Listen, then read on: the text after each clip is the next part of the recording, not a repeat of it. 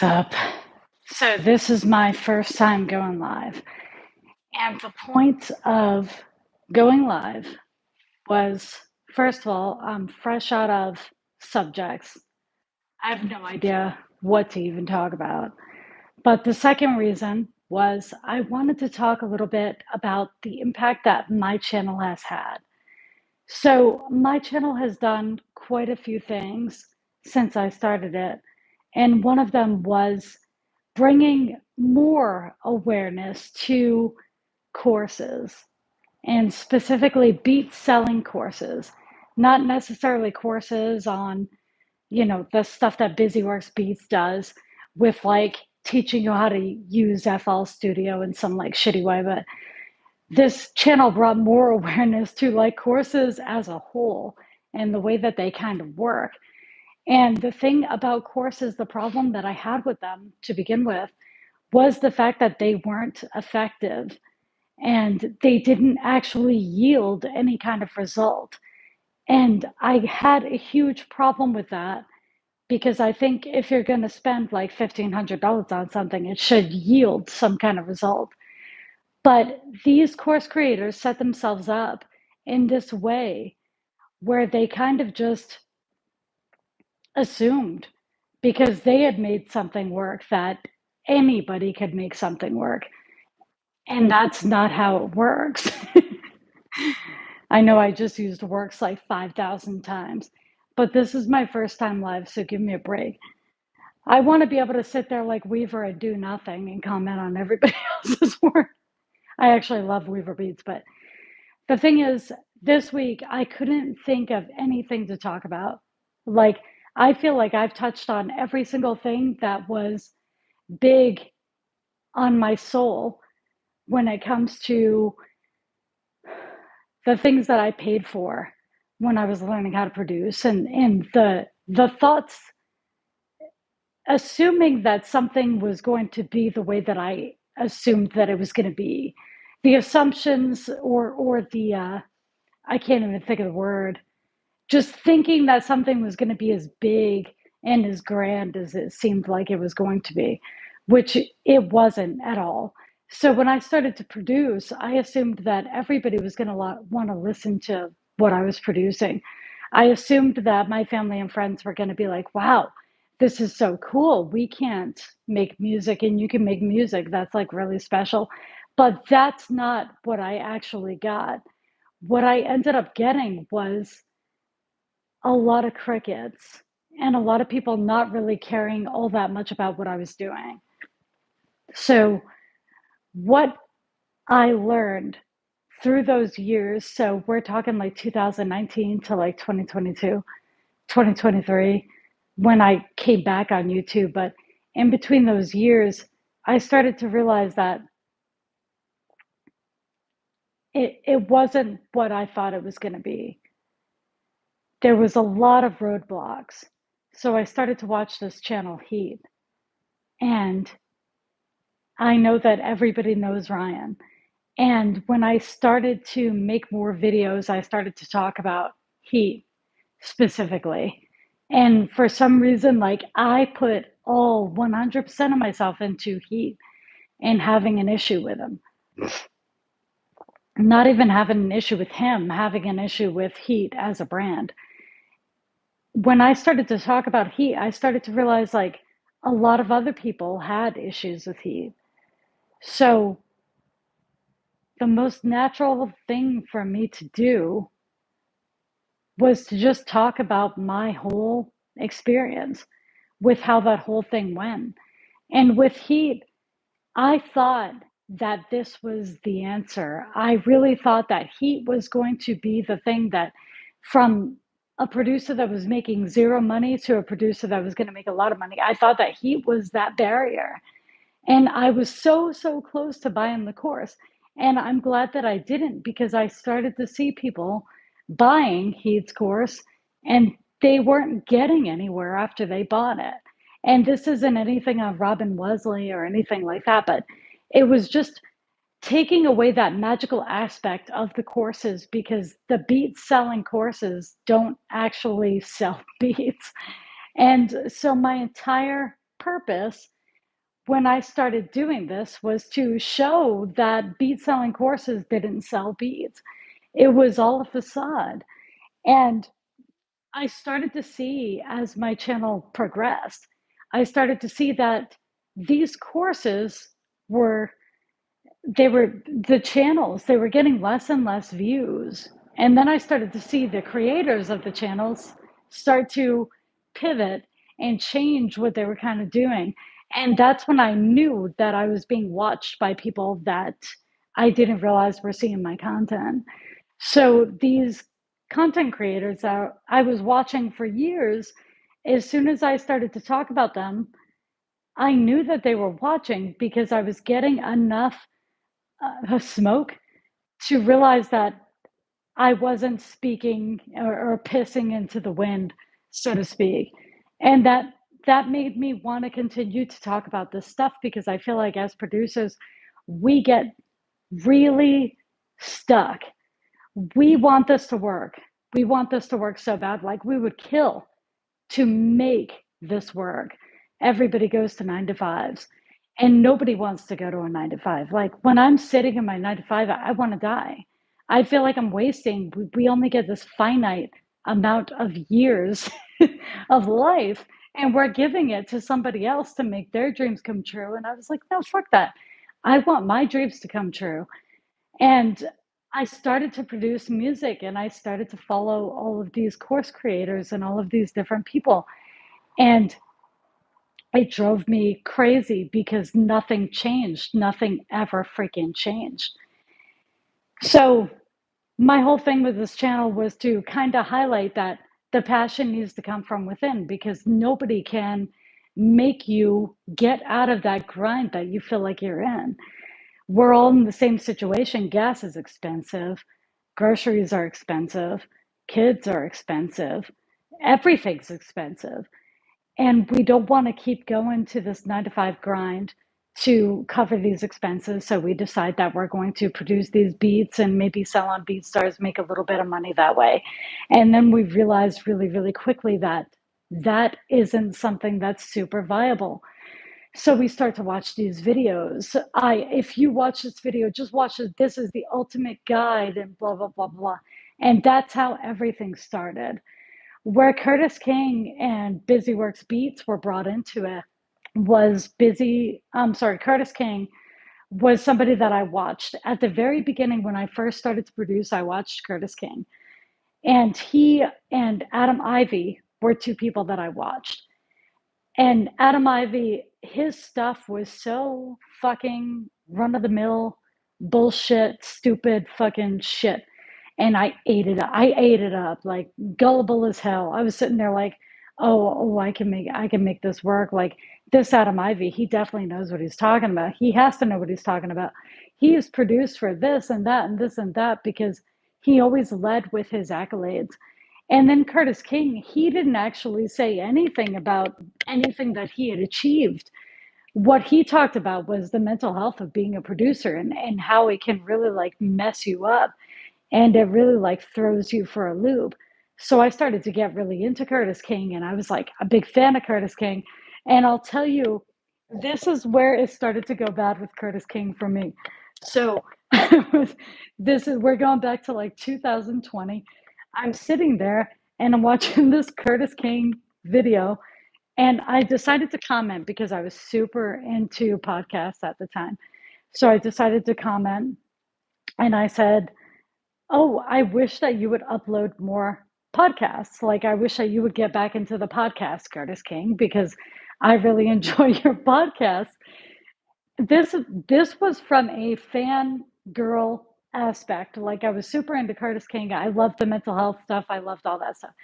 So I was like, I wish that you would do the podcast because I'm somebody that falls asleep to podcasts.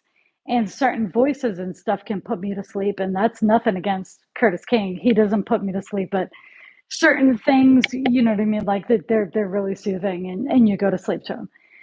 So anyway, in the next video that Curtis King uploaded, he was talking about how he had fans.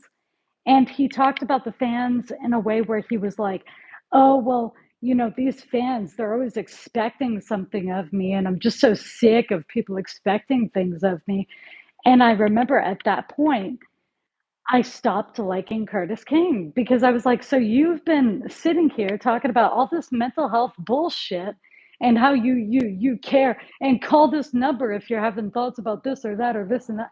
And then the second that like one of your people, I mean, we all have mental health problems, but I was fine at the time. But as soon as I like give him a compliment, he like turns it into a video on how like people are like demanding things of him. And so that was where my antennas started to go up on Curtis King, where I was like, I don't even I don't even know where you got that from that.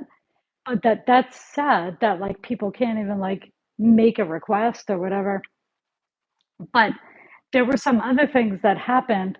So BusyWorks Beats didn't show up until way, way later. And when BusyWorks Beats came into my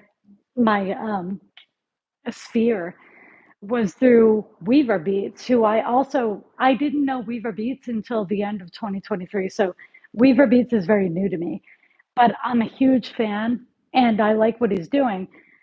But the only reason that Weaver Beats was introduced to me was everybody kept saying like I look like his little sister, which totally I do, but I'm his big sister, bitch. I don't know how old he is, but I'm old as shit. But anyway, like I do look like Weaver Beats though. But aside from the Weaver Beats shit, like I started to get uh, I knew who Dave Taylor was because of Weaver Beats.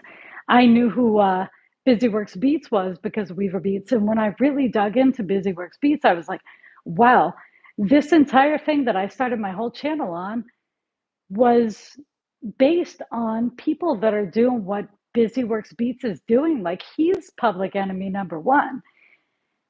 Like, sorry, I'm still trying to figure out this Facebook Live thing.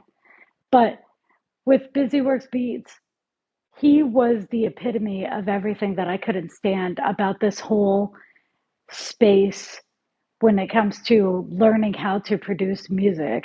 And you can be this huge producer if you just do this and that and this and that.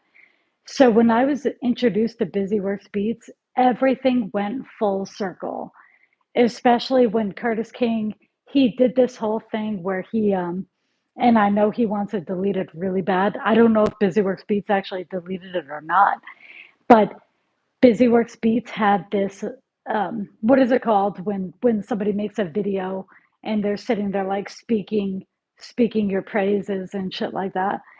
Um, but anyway, Curtis King made something like that to BusyWorks Beats. And that wrapped, so to come full circle with this long ass story, that wrapped everything else up in my mind. All of these course creators, all of these course sellers, all of these producers that got big a long time ago, and all of these people, it all culminated into this thing where I was like, I'm pissed off at the fucking space. I don't like this space. I don't like the online producer community. And I'm not being Dame Taylor right now because I didn't even know who he was when I started this channel. I didn't even know who he was up until literally like 7 months ago. My whole thing, I was angry about the things that I had to do with. I specifically had to do with these things. So Dame Taylor came in from the outside and he was from the music industry and he came into the online community probably expecting that like he was going to find some camaraderie or something like that. And he saw like how the online community actually is. And he was like, ooh, he didn't want too much to do with that. And he's tried really, really hard to almost separate himself from that while still being a positive influence on that. And I know a lot of people don't like Dame Taylor. I do. And I stand by him because I think that the words that he says are true. I do believe that we as an online community have a lot of problems. And I do believe that these problems can be solved if we actually look at them. The problems are producers are marketing to producers.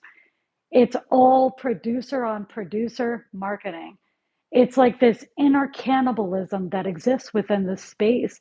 And I do believe that a huge portion of this was was created by Curtis King and Busyworks Beats. When Weaver Beats, when I discovered what he was doing, and he was taking a more comical stance when it came to the way that Weaver Beats was putting everything out there, it was very lighthearted, very comical. And I like that, so of course I instantly loved Weaver Beats. Dame Taylor was very um, aggressive with the same sorts of messaging, kind of, because Dame Taylor has no tolerance, whereas Weaver Beats has like 5% tolerance. And those two people I really, really like because I think that they paved something that I stumbled into accidentally. Because, like I said, I didn't come into this trying to copy Dame or copy Weaver. I came into this from my own experience as somebody that fell into all of these traps. And I started talking about this stuff. And as you talk about this stuff, you're going to see in the comments, you're going to get introduced to new people. And I'm really glad that I got introduced to those two. But the problem remains as we're watching older YouTubers go away, like Curtis King is like, well, I'm out of here, man.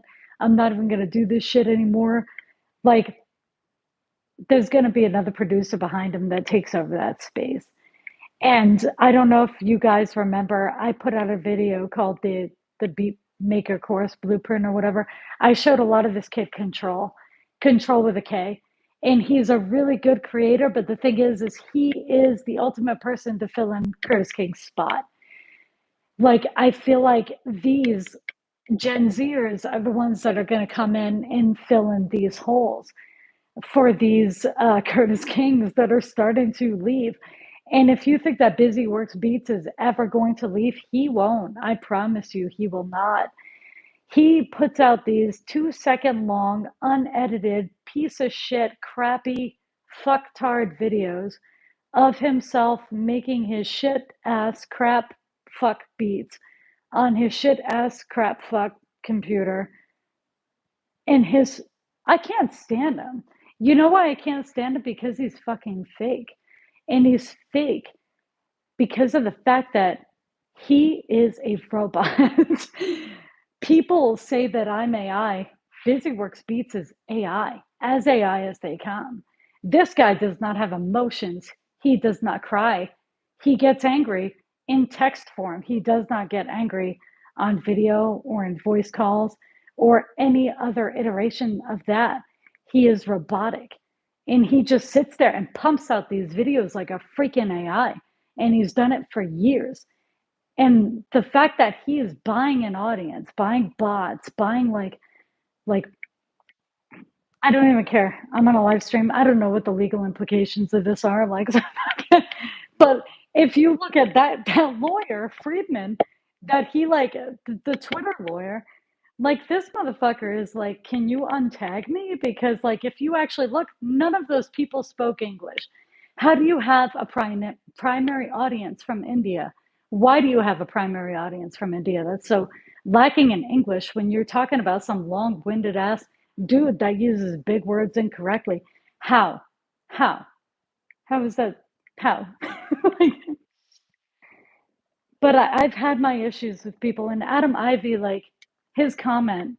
I don't know if y'all saw the Adam Ivy video, but his comment on his video, he was sitting there sympathy seeking, like seeking freaking sympathy, which is a big narcissistic tactic. So if somebody like insults me, right? If somebody is like, "Hey, you've got a really big nose," and then I come in and I'm like, "Well, I'm sorry, but my nose was a product of a nuclear explosion and blah blah blah." That's a narcissistic thing. That's what fucking Adam Ivy does, and that's what Busyworks Beats does, and that's what Curtis King does. And the reason that I like Weaver and Dame is they don't do that. Like, you insult my teeth, I'm like, yeah, whatever. Yeah, I got a gap tooth. Yep, horse teeth, whatever. I've heard it all. Weaver, same thing. Dame, he takes it a little personally, but he'll just block. Weaver and Busyworks, I'm sorry, Curtis and Busyworks, they'll actually like really start to they'll be like, well, my wife was going to leave me in 2001 and I was really like distraught, and that's why And I can't stand that shit. Just be fucking authentic. Because the way that I started my channel, and I'm not even kidding you, I started my channel because I was broke as shit, no money, no money, no money. Like using rags in the bathroom and shit, that kind of no money.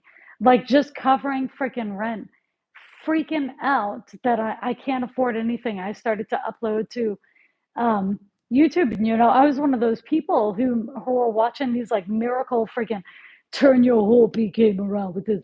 And like, I didn't watch BusyWorks, like I said, but like, take this beat selling course and it'll get you out of debt in like 25 minutes. And it's like, none of that shit works. None of it works. And if it worked, so Houdini, when Houdini died, he was obsessed with the paranormal. He was obsessed with that kind of stuff. And he said, if there was any way to come back from the dead, I will be the one to prove whether it is or isn't true. And every year in Salem, Massachusetts, they have a huge seance to contact the ghost of Harry Houdini. He has never come back. And that's kind of how I think about these people that sell these courses. It's this phantom promise. It's this fake promise that doesn't exist. But the thing is when you're desperate and when you're hurting and when you're fucking broke, you hang on that promise. Like you hang on it. And I like that is where the anger started. And that's when I started the channel. Ever since I started this channel, I've been introduced to really awesome people.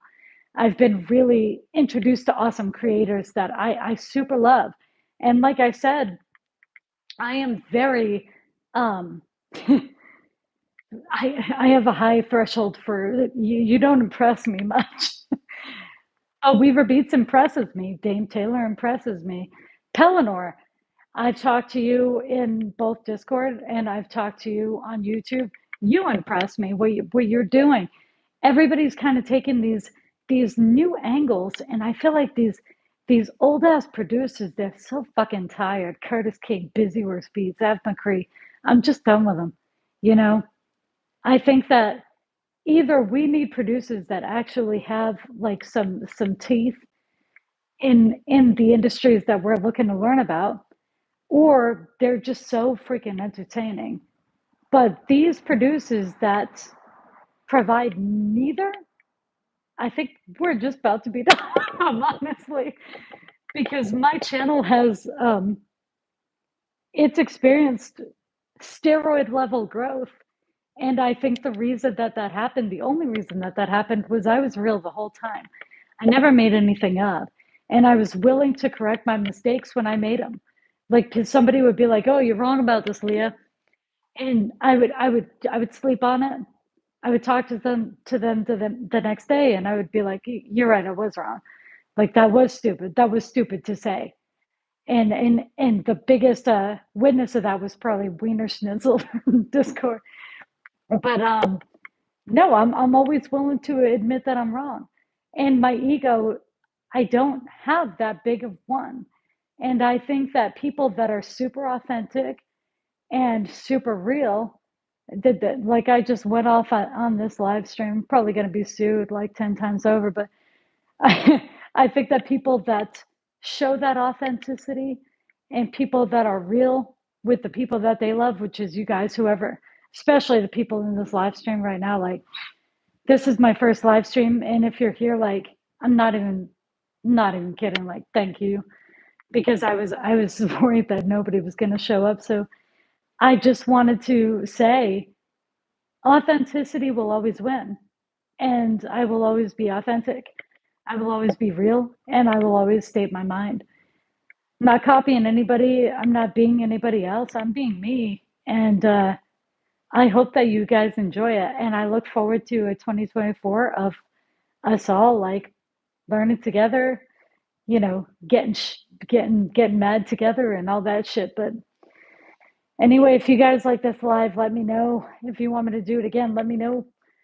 And you could have been talking to me. I don't even know if you were because I'm very new to this. But anyway, let me know how this first one went, and let me know if you want to have a conversation. I'll see you guys later.